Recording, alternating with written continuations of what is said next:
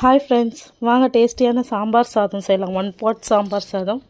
அதுக்கு அரிசி 1 டம்ளர், பருப்பு 1/2 டம்ளர் சேர்த்து தண்ணி ஊற்றி ஊற வச்சுக்கலாம்.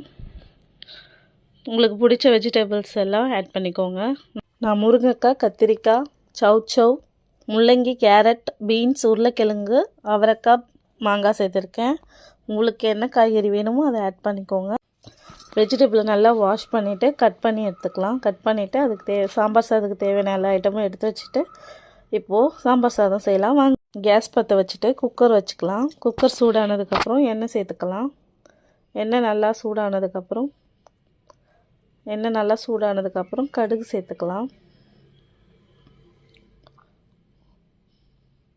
கடுகு உளுந்து போட்டதுக்கப்புறம் கடுகுலாம் பொரிஞ்சதுக்கப்புறம் கொஞ்சம் கீ சேர்த்துட்டு அப்புறமா காஞ்ச மிளகாய் 2 சேர்த்துக்கலாம்.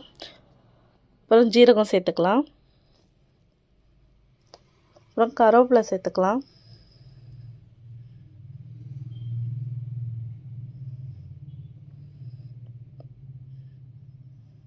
அப்புறம் பூண்டு வெங்காயம்லாம் சேர்த்து கொஞ்சமாக வதக்கிக்கலாம். அப்புறம் தக்காளி ஆட் பண்ணிக்கலாம். அப்புறம் எல்லா வெஜிடபிள்ஸும் ஆட் பண்ணிக்கலாம். மாங்காய் வேணும்னா நீங்கள் ஆட் பண்ணிக்கோங்க, இல்லைனா புளி சேர்த்துக்கோங்க. எல்லா வெஜிடபிள்ஸும் ஆட் பண்ணிக்கலாம். எல்லா வெஜிடபிள்ஸும் ஆட் பண்ணிவிட்டு மிக்ஸ் பண்ணி விட்டுக்கலாம். இப்போ ஊற வச்ச அரிசியும் பருப்பையும் நல்லா கழுவிட்டு நான் 1 டம்ளர் அரிசியும் 1/2 டம்ளர் பருப்பும் எடுத்திருக்கேன். அதுக்கேற்ற மாதிரி தண்ணி சேர்த்துக்கோங்க. அரிசிக்கு ஏற்ற மாதிரி நான் 3 டம்ளர் தண்ணி சேர்த்துக்கிறேன். 1 டம்ளர் அரிசிக்கு 2 டம்ளர் தண்ணி சேர்த்துக்கலாம். இது சாம்பார் சாதம் நல்லா குழஞ்சி வரணும் இல்லைங்களா, அதனால் நான் 3 டம்ளர்ஸ் தண்ணி ஆட் பண்ணிக்கிறேன். அப்புறம் உப்பு ஆட் பண்ணிக்கிறேன்.